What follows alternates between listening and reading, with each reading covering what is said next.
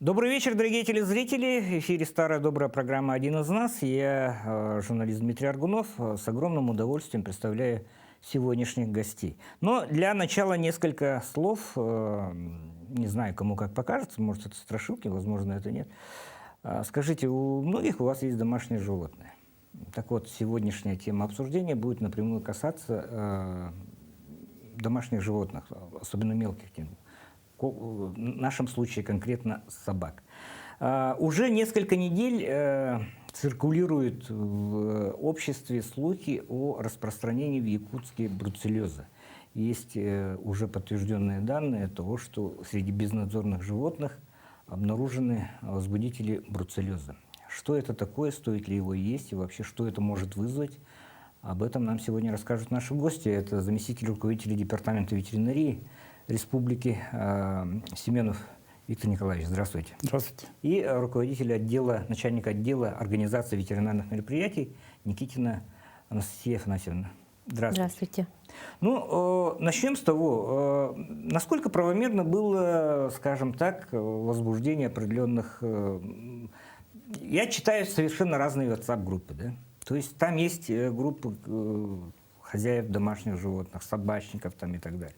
И там вот это «ой, мамочки, все пропало», да, оно превысило все допустимые размеры. То есть насколько ли страшен черт, как его малюют, насколько это может сравниться с тем зомби-апокалипсисом, которым мы же многие фильмы смотрим, когда там раз, и через 5 минут все уже передалось, и все заболели, друг друга покусали. Да. Бруцеллез.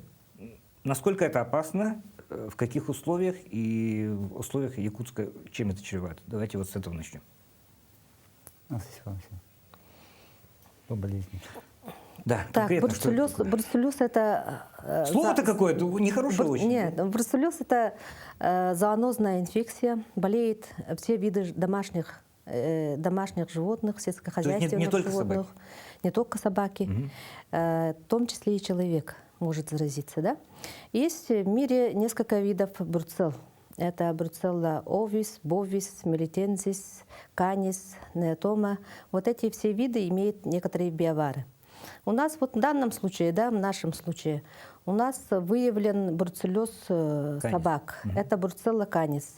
Исследования проводились у нас в Якутской республиканской ветеринарной испытательной лаборатории при обращении владельцев животных. Первый случай у нас был выявлен 18 октября лабораторно, да.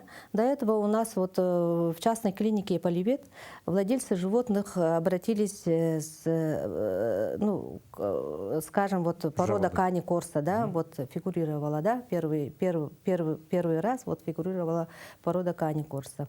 Владелец собаки Кани Корса обратился в частную клинику Поливет с симптомами вот болезни опорно-двигательного аппарата, как говорится, да. И там был поставлен диагноз спондилез, это сращение позвонков. Также вот, провели лечение ветеринарные специалисты в данной клинике. Да? Потом сказали, что необходимо все-таки исследовать на бруцеллез, потому что динамика-то положительная не была, поэтому взяли анализы и направили в лабораторию. Получается, вот по результатам лабораторных исследований установлен был бруцеллез. Так, и в связи с этим началась у нас работа по установлению эпизоотической цепи, откуда данная болезнь, откуда вот пришло, да, и какие вот меры были приняты. Также вот для подтверждения диагноза в НИИЗЖ город Москва были направлены 23 пробы. Всего вообще в Якутской республиканской ветеринарной испытательной лаборатории было исследовано 30 проб по методу ИФА, и из них у нас было получено 25 положительных результатов.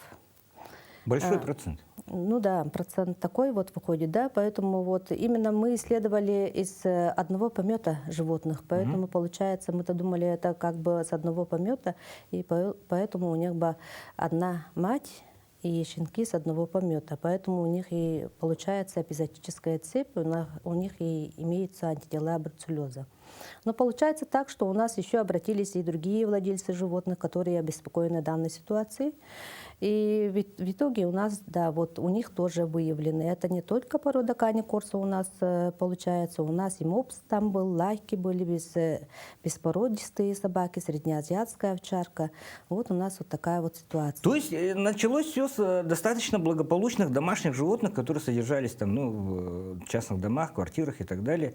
То есть не связано было это с безнадзорными? Да, с безнадзорными животными, с приютом животных это не было связано, да. Но получается так, что у нас вот согласно вот ветеринарным правилам приказ Минсельхоза Российской Федерации от 8 сентября 2020 года номером 533 у нас вот дано задание было под председательством противоэпизоотической комиссии Михаила Викторовича Никифорова. У нас проведено было заседание, приняты были, даны соответствующие поручения, были даны, да, в том числе исследовать пункт приюта животных. Ага. И вот в связи с этим мы вот для подтверждения диагноза в город Москва, в НИЗЖ были направлены 23 пробы, из них 9 проб были отобраны из приюта. Пришли анализы, у нас вот в приюте из 9 проб 5 проб стали положительными. Вот так, ситуация такая вот. Я просто промолчу внутри себя, но внешне-то я продолжу говорить.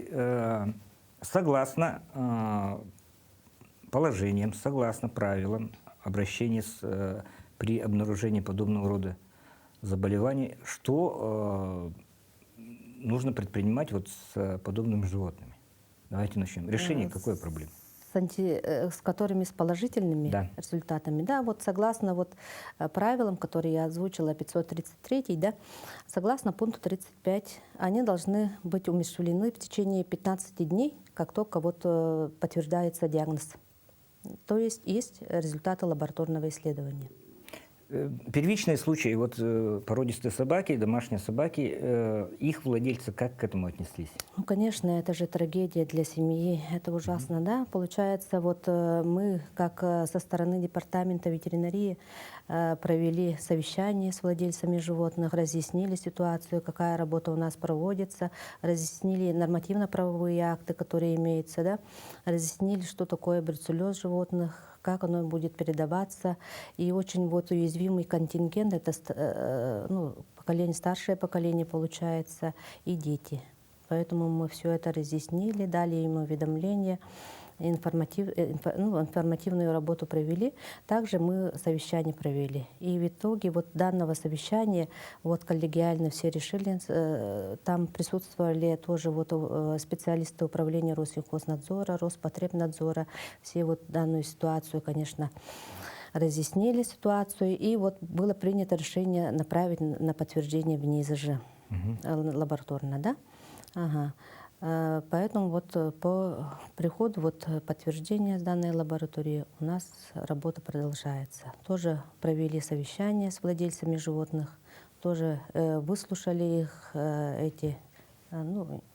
с их стороны их тоже выслушали. Со своей стороны мы требования какие ставим, тоже им сказали, довели до них. Вот так вот, пока такая работа у нас продолжается. Но пока, скажем так, из определенного количества вот выявленных на первоначальном этапе животных, они все живы? Нет, у нас 4... Уже пошли умерщвления? Да, умерщвления пошли, да, усыпления пошли. У нас 4, сейчас в данное время 4 собаки умерщвлены по желанию владельцев. И дальше работа продолжается. Вот именно в отказ от проведения вот этих мероприятий, да, карантин, нарушение правил карантина влечет наложение административного штрафа по статье КоАП 10.6. Также можете и это до уголовной ответственности. На что следует обратить внимание в первую очередь владельцам домашних животных? Да? То есть мы говорим сейчас о бруцелла канис. Какие проявления того, что животное заразилось этой нехорошей штукой?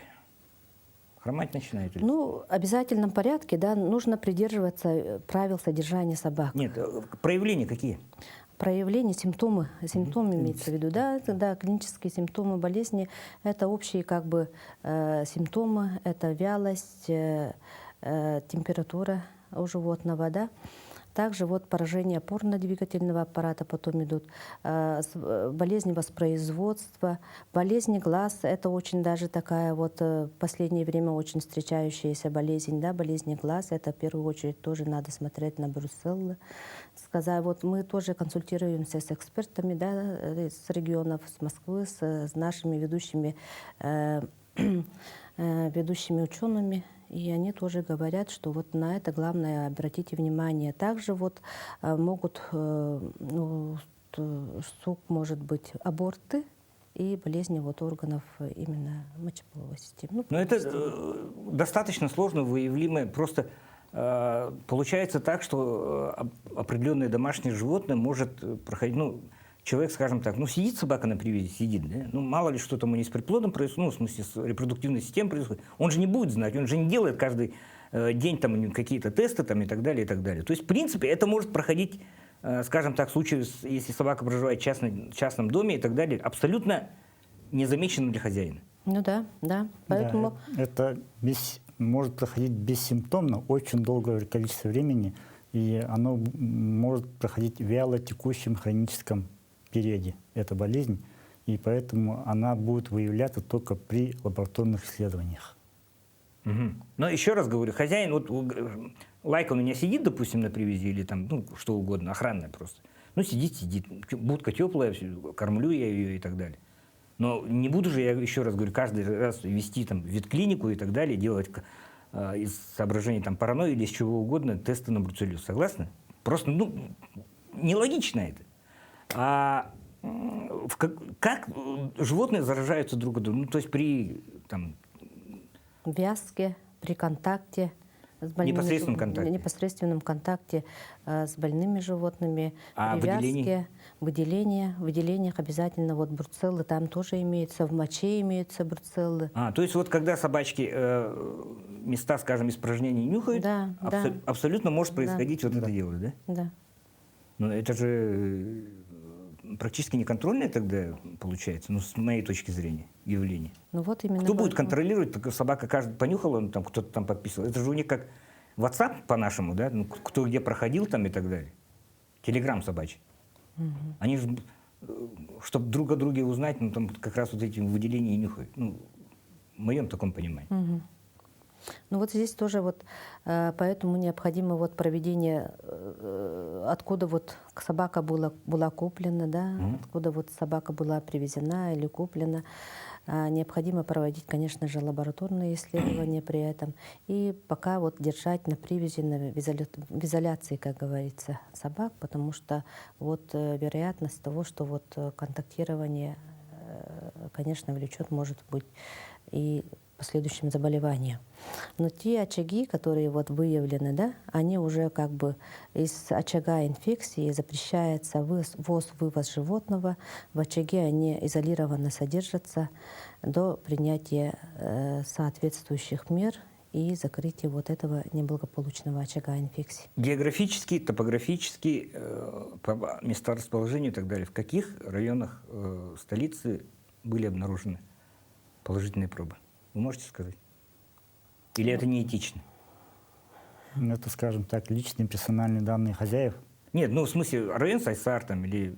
Может же, в принципе, насторожиться человек, который посмотрел нашу программу, да, и, скажем, вот эти первые случаи. В любом случае у нас очаги имеются, да, но вся территория города Якутска, Хатасы и Жатай, под угрозой. Они как бы относятся к неблагополучному пункту. В любом случае надо придерживаться правил гигиены, придерживаться соответствующих правил содержания животных.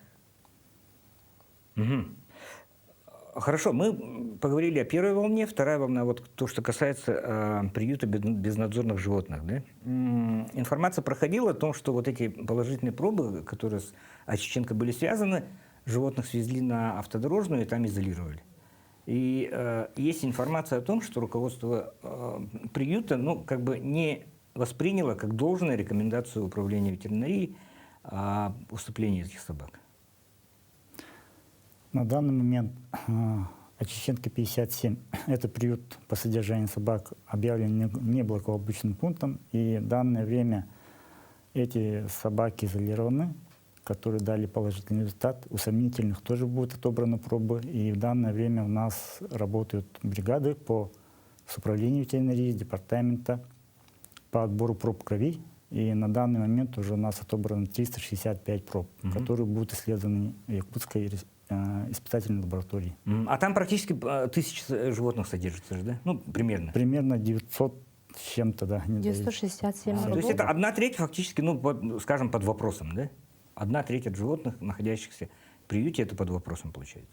Но после лабораторных исследований это будет ясно. Ага. Потому что там берутся именно от одной собаки, бирка, все указывается, и, соответственно, одна проба от одной собаки. Ага. Ну, еще раз говорю, почему я говорю, что руководство и так далее. Там же у нас подбор руководства приютами и так далее. Ну, они не назначаемые или назначаемые.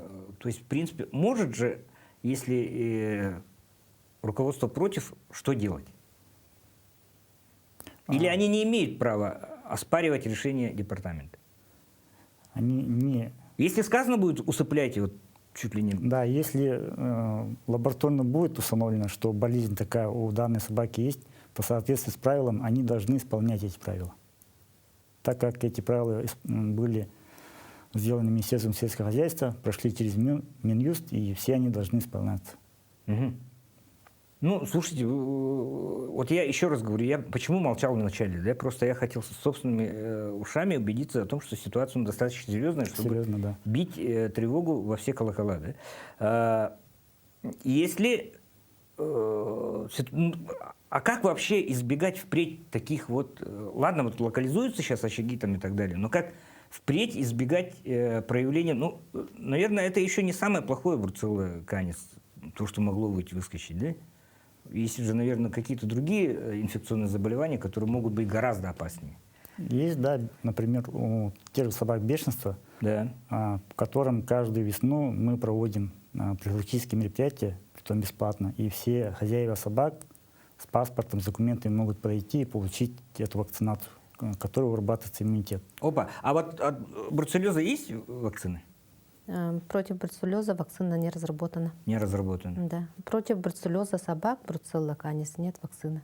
То есть это в разряд контролируемых переведено быть не может? Да. Специфической профилактики нет. Поэтому и вот в данных правилах 533 да, запрещается лечение больных животных. Угу. Хорошо. При межвидовые какие-то переходы могут быть, да? То есть от собаки к человеку могут. Да. Это и есть зоонозное заболевание, которое может передаваться от собаки к человеку. Угу. И в случае, если к человеку передалось, последствия какие будут? Какая картинка? Последствия могут быть очень тяжелые. Это может быть только выявлено тоже после лабораторных исследований. Оно будет тоже, может идти очень достаточно долгое времени, хронически, и оно неизлечимо у человека. Вот у нас в 50-е, 60-е годы, да, были по бруцеллезу в Республике Саха неблагополучные пункты, да. И вот те люди, которые работали с кровью, отбором проб, животными, они стали в последующем после заражения инвалидами. Так что это очень опасная болезнь, если она передается человеку. Летальный исход допустим в случае, если человек заразился? Летальный исход, да, как такого у нас не было, да? Не зафиксировано. Это приводит к Это приводит к инвалидности. Опорно-двигательную тоже, да? Да, да. Репродуктивную. Ну, смотрите, а это что означает, ладно, еще раз говорю, бруцеллез, там, бешенство, все что угодно. Но это же не повод, скажем, полностью избавиться от домашних животных, там, у кого-то это домашние любимцы и так далее, да? Ну, в основном. А как благочестивому собачнику, кошечнику, там, любителю домашних животных и так далее, вот, минимизировать риски? То есть, выгуливать-то, вот, тащу я собаку гулять, допустим, возле МКД, тащу, там же куча других собак тоже отгуляла, в том числе, может быть, с этой самой бруцеллой тоже. Ну, соответственно, человек, который выгуливает собаку, должен придерживаться правил. Он должен быть на наморднике, на поводке, следить и, соответственно, убирать за своей собакой эти же эксперименты. И не дать своим подопечным вот, бегать по всем углам, обнюхивать. Ну, а сейчас же, вот смотрите, вот эти наши зоозащитники и так далее, вот неотъемлемое право животного на самовыгул, типа, ну, я не знаю, тут уже права животных соблюдают и так далее. То есть много кто отпускает просто собаку, на, иди погуляй, там, покакай, пописай и так далее, все. А где она там сходила, где что понюхала, где что лизнула? У нас же очень много зависит не от животных даже, да, а Да. от того, что в головах владельцев творится. Это все зависит, конечно, от человека в первую очередь. Поэтому, да, ответственность обращения с животными. И безнадзорные собаки у нас появляются благодаря все равно человеку, потому что люди его щенков принимают, воспитывают, на дачах особенно. И к концу дачного сезона, ну, например, отпускают, выпускают, оставляют без присмотра. И эти собаки, соответственно, становятся безнадзорными, сбиваются стаи и, соответственно, угрожают жизни и здоровью населения также. Это все происходит от человека. Немножко расширим тему, да, поскольку ну, и бруцеллез, и другие инфекции это несут непосредственную угрозу жизни, здоровью человека. Ну вот, как вы говорите, многие стали инвалидами в ходе обращения с опасными отходами, ну, по вспышкам, да? А что делать с собаками, которые, ну, конкретно напали на человека? Там была информация такая, что вот собаку, которая была в нападении уличена, да, ее не уступили, а куда-то перевели. Соответствует ли это страшилкам тем, которые... Еще раз говорю, у нас задача такая же, многие WhatsApp-страшилки мы опровергаем там и так далее. Собака, которая была замечена, не замечена, а явилась источником агрессии по отношению к человеку, однозначно усыпляют? Нет, она будет отловлена, исследована, и только после этого. Если будут какие-то предпосылки для того, чтобы произошло усыпление, только после этого. Только после То есть этого. факт нападения на человека не является поводом для усыпления? Нет, Да, ни в нет. коем случае нет, потому Это что по уже будет- 498 закону, да, они содержатся. А если это ребенок, если это пожилой Это человек? запрещается их... Если это По- безнадзорная да. собака, ее надо словить и провести с ним мероприятие по бешенству, по ОСВ, кастрация, стерилизация. А если это хозяйская собака, то тоже должны быть у них паспорт, бешенство, уколы, прививки, все это смотрится, и по всем этим мерам принимаются меры. Если были факты укуса человека безнадзорными и с хозяйскими собаками. Сначала устанавливается, чья собака, безнадзорная она или хозяйская. И, соответственно, по этим направлениям уже ведется работа. По мероприятиям ОСВ, да, тоже воспользовавшись случаем того, что не каждый же день приходят гости с департамента ветеринарии. Есть знакомые, у которых взяли собаку с приюта и так далее, они с бирками такие толстенькие, такие очень достаточно вялые и, скажем так, не такие прыгучие, лаючие такие эти. То есть в ходе мероприятий по ОСВ характер собаки меняется, он становится более таким этим. Да. Кастрация — это понятное дело, какие-то гормоны там снижаются и так далее. После ОСВ собака становится... Это правда, что становится более такой вялой, скажем так, неживой там и так далее? Да нет, наверное.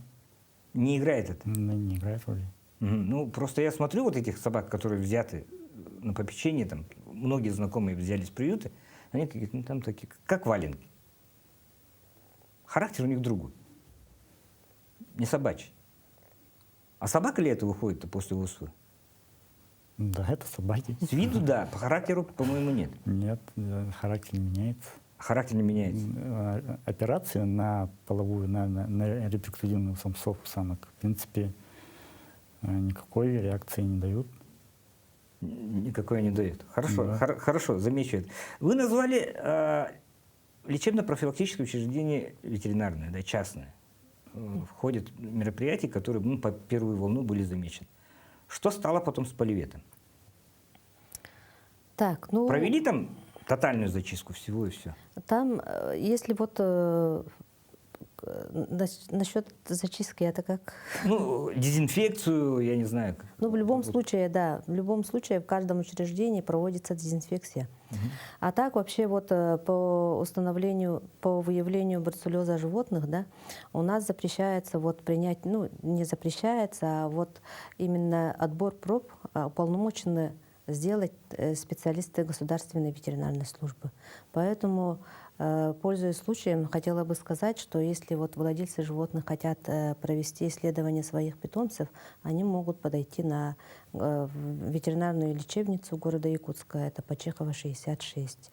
А с частных клиник анализы не должны поступать, потому что вот согласно приказу 533 уполномочены только специалисты государственной ветеринарной службы. Ну, просто это как бы антиреклама-то по Левету получилась, то, что Нет, у них было, как раз у них было зафиксировано. Нет, в любом случае... Это в каждой- никакая конечно, ветклиника не застрахована. Наоборот, вот специалисты по Левета, да, они очень даже грамотно... Бдительность. Да, бдительность. Проявили бдительность, что вот именно заподозрили на бруцеллез и направили пробы в лабораторию. Вы допускаете, как специалисты, что Каня Корса — это же собака такая достаточно грузная, тяжелая, то есть не секрет, что даже вот среди немецких овчарок и так далее проблемы какие-то с опорно-двигательными на генетическом уровне есть, да? Да, у них есть, да. Но особенность не могло такая это, есть.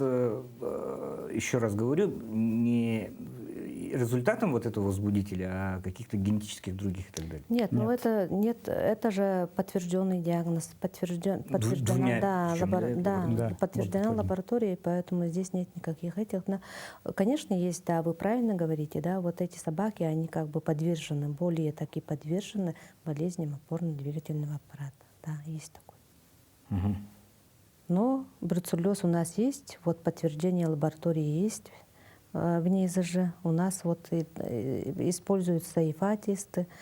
ИФА-тесты — это как бы не доведя до клинических признаков, мы уже знаем, что у нас циркулирует бруцелла канис.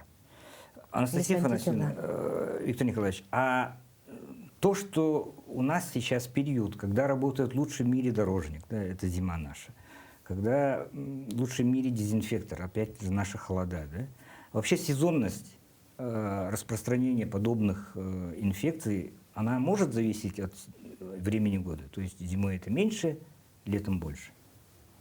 Но в любом случае мы по... Низкие температуры, Низкие наверное... температуры не влияют. Низкие температуры не влияют на это, да. Просто мы можем сказать, что как специалисты привязки же это получается, да. И получается у нас, когда вот свадьбы собак, это когда вот весной, осенью, да, вот в то время у нас как бы может быть и активизироваться вот именно распространение данной болезни среди безнадзорных собак, которые бегают с ворами. И в это время. А так вот по высокопородным животным, да, по высокопородным собакам необходимо указать, что вот при вязке, при плановой вязке необходимо уже требовать исследования. Тесты. Да, исследования, да. Ну, слушайте, реально у нас же сколько вяжут вот эти плановые вязки, там потомство получают, продают, да, и так далее, и так далее. То Но в есть... связи с этой ситуацией необходимо вот требовать, чтобы у них тоже было исследование на бруцеллез, чтобы убедиться, что у них отрицательный результат. Сотрудники ваших клиник, ваших этих не подойдут достаточно формально для выдачи вот подобных справок? То есть не Нет, будет... только Нет. просто заплатить там 200 рублей, получить это справку. после только лабораторных При исследований. наличии протокола лабораторного исследования, тогда только мы можем сказать, что у них отрицательное или положительное Да. на антитела.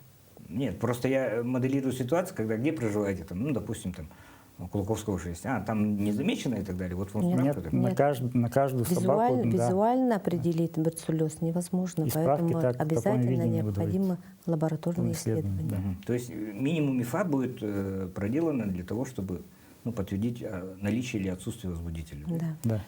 Да. Кроме бешенства, бруцеллеза и так далее. Что вообще, вот, огромный же спектр. Вот ковид показал, что природа очень многое таит в себе такого, который может не очень хорошим способом сыграть на человечестве, да? Есть много очень болезней, которые распространены среди людей и животных, которые могут передаваться от животных к человеку. Ну, кроме вшей, что еще может? Особо опасные болезни — это сибирская язва, лептоспироз, тулеремия, бешенство, бруцеллез, туберкулез, очень много. И, соответственно, ветеринарные врачи, наша служба, да, она лечит болезни и предупреждает возникновение этих болезней, чтобы защитить население, чтобы люди не заражались от таких болезней посредством контактов и через продукты животноводства. В этом и состоит наша работа как ветеринарных врачей, чтобы обезопасить население от таких болезней, общих для человека и животных. Ага, ну то, что вы в одном ряду назвали сибирская язва и бешенство и бруцеллез, да, ну как-то это... Это некоторые имеются особо опасные болезни, а некоторые не особо опасные. Ну вот список есть такой из 9 болезней, но все эти болезни распространены среди животных и могут передаваться от людей к человеку. Имеется в виду. Бруцеллез в том числе. Да. Ну, слушайте, товарищи специалисты, как-то... Есть такие болезни специфические для каждого вида, например, африканская чума свиней. Она очень в последнее время распространилась по Российской Федерации, да, и при выявлении таких павших свиней в одном, наверное, на таких свинокомплексах, такие свинокомплексы все уничтожаются под санитарный убой, все это сжигается, дезинфицируется, и в течение нескольких лет на этом месте нельзя проводить строительство и содержать животных. Есть также грипп птиц. Если на какой-нибудь фабрике будет выявлен птиц-грипп, все это поголовье тоже идет на санитарную бойну, все это очищается, дезинфицируется. И представьте, какие последствия экономические будет для данных предприятий и сколько много людей остаются без работы. Это очень экономически большие потери, например, при выявлении таких болезней. Ну, согласен. Мне, знаете, больше всего жаль вот владельцев высокопородных, как вы говорите, собак, да, которых и в первую, и во вторую волну обнаружилось, они попали не в ту лузу, скажем, да, обнаружился бруцеллез и так далее. Просто очень по-человечески жалко то, что... я знаю, как дети относятся к домашним животным, как... Очень тяжело. Да, Сами, но чтобы очень тяжело. обезопасить этих же хозяев от возможного контакта с больными животными и передачи, возможно, в дальнейшем вируса таких болезней, разработано и разрабатываются и принимаются такие правила по содержанию животных и лечению и содержанию. Анастасия Афанасьевна, вот вы были на встрече с хозяевами животных, да, лично? Атмосфера там какая была? Ну, конечно же, очень тяжело. Очень тяжело владельцам признать. Тем более у них же собаки визуально они здоровые. Поэтому вот антитела у них в крови, получается, они непосредственно болеют, данные собаки. Поэтому, конечно, разговор на таком вообще тяжелый. Обстановка тяжелая была. Ну, конечно, мы со своей стороны тоже какие требования ставим. Ну, они тоже понимают, что у нас тоже такая ситуация. Поэтому в целях обезопасить своих близких, непосредственно своих родных, надо принять меры в любом случае. А речь может идти о каких-нибудь компенсациях? Человек же, еще раз говорю, визуально, как вы говорите, невозможно определить и так далее, да, но в ходе мероприятий, которые проводят соответствующие органы, уполномоченные органы, да, обнаружилось то, что ваше животное... Может ли владелец говорить речь о каких-то компенсациях за то, что собака будет подвергнута, собака или кошка будет подвергнута в последней мере? Пока речь такого не идет, да? Речь такого По положениям нет. Да, по положениям нет. У нас есть, если это заболевание было особо опасное, да, там вопросов не было бы. Но это хроническая зоонтропонозная болезнь, которая не входит в перечень особо опасных болезней животных. Если особо опасное заболевание возникает, то там есть постановление правительства 310, да, поэтому производится изъятие больных животных и выплачивается компенсация владельцам. Особо опасные. Да, это особо бешенство? опасно. Да, это по особому перечню. Грипп птиц, это, Утвержденному. например, АЧС, Приказом Минсельхоза соответственно, Российской Федерации. у населения такие восприимчивые животные изымаются, утилизируются, павшие, больные, и, соответственно, им выплачиваются компенсации. А в случае с бруцеллезом нет, это не подпадает? Нет, не попадает. Да, тяжелый случай. Ну, в смысле, со своей точки зрения, как обозреватель, как гражданин, просто остается посочувствовать владельцам тех животных, которые, еще раз говорю, сыграли не в ту лузу, да, они или в силу того, что сами не доглядели, или в силу того, что не тот район города оказался там. Нет, Нет, это не зависит от Нет, этого. нет, болезнь же не зависит от этого, да? Если у нас есть болезнь, то необходимо это принять и принять необходимые меры по скорейшей локализации данного Изоляции, заболевания. лечению. Да, чтобы не допустить заболевания людей. А тотальное тестирование домашних животных не планируется? Нет, Дорогостоящее очень. это по желанию владельцев. Они могут подойти и, соответственно, проверить своих животных на болезнь. На Чехова? Да, а в пункте передержки будет стопроцентная Тотальная проверка. проверка всех животных на лабораторные исследования. И есть инструкция и приказ, соответственно, если будет повторное исследование, и в этом случае будет выявлено отсутствие болезни, то очаг снимается. А если будет выявляться повторно еще раз, то будет идти исследование до конца. Ну, и вам остается посочувствовать, поскольку... Ну, Это, да, очень трудоемкое и очень затратное мероприятие. Да, не было печали, тут еще после вот, мероприятий, все связано с ковидом и так далее, тут еще и напасть в виде бруцеллеза, да? Тем более ваши специалисты- нет специфической профилактики, да. Если вот смотреть по крупному рогатому скоту, даже вот по абортус, да, там тоже вот именно до разработки вакцин у них тоже проводили исследования и убой скота, который положительно реагирует на бруцеллез. Но сейчас вот после введения вот специфических мер профилактики с разработкой вакцины у них более-менее вот работа пошла, как говорится. Уже ликвидировались пункты. У нас вот по республике по бруцеллезу крупного рогатого скота нет неблагополучных пунктов на сегодняшний день. Имеются неблагополучные пункты по бруцеллезу домашних северных оленей. Это 14 пунктов в 5 районах республики, да? И вот у нас еще вот бруцеллез собак, это в городе Якутске. Но здесь вот именно в связи с тем, что у нас нет специфической профилактики, мы можем только идти методом исследования и исключения больных животных. Я просто думал, что, ну, еще раз говорю, слово-то какое страшное, да, с буквой «Ц», там, двумя «Л», «З», там есть. Я просто думал, это как холера из разряда чего-то, которое осталось в 1918 году, ну, там, во времена гражданской войны. Просто, оказывается, она всегда и рядом, и проявиться может в любой момент. Есть такое понятие природно-очаговые болезни, которые постоянно находятся в природе и циркулируют. И при неблагоприятных условиях они вскакивают и заражаются животные, передается от животных животному. Кто-то кого-то От поедает. животных человеку. Да, животных человеку. У На нас- Ямале был случай, когда вот была вспышка сибирской язвы несколько лет тому назад. Домашних оленей. И там был очень большой процент, и люди заболели, и очень много оленей было выявлено и уничтожено. Ну, случай с крупным рогатым скотом или там, с домашними оленями, так, ну, это тоже крупный рогатый же, это мало того, что еще по чувствам человека, это еще и по экономике же очень Да, чувствительно. очень, Да, очень чувствительно. Вот вы начинали у нас что?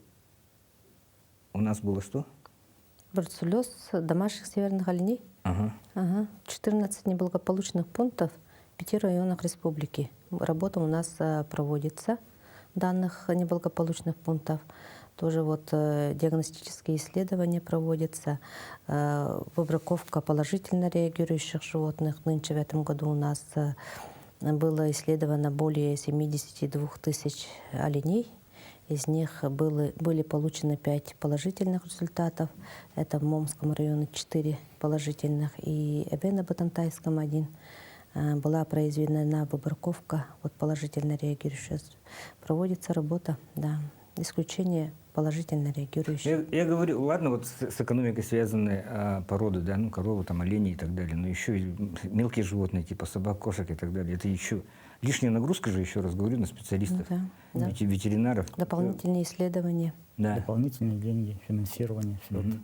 Поэтому Расходные вам тоже материалы. говорю, остается посочувствовать. Ну, в принципе, остается посочувствовать всем нам, потому что, еще раз, в силу обстоятельств оказалось, что Якутск неблагополучен еще в плане бруцеллеза. Ну, что делать? Это природа, это проявление тех сил, которые, ну, пока мы еще не в силах просто так 100% контролировать, остается уповать на то, что, на то, что специалисты, ветеринары грамотно отработали по выявленным конкретно случаям, и еще раз говорю, на каждого из нас, на одного из нас, который, ну, по крайней мере, будет более тщательно, так, не просто так взял и отпустил, там, и собака побегала, потом затащил домой, да, а конкретно на поводке там убрали эксперименты и так далее. Поэтому кое-что и от нас зависит, да, не только от людей, наделенных там особыми полномочиями, особыми знаниями, но кое-что от нас, от владельцев домашних животных, в том, чтобы, ну, ваше животное было в порядке, у вас не было там каких-то эмоциональных каких-то стрессов, ну и с обстановкой все было относительно благополучно. Давайте пожелаем друг другу этого в преддверии праздников. Поэтому увидимся ровно через неделю в программе «Один из нас». Сегодня мы говорили о проявлениях бруцеллеза среди собак в городе Якутске.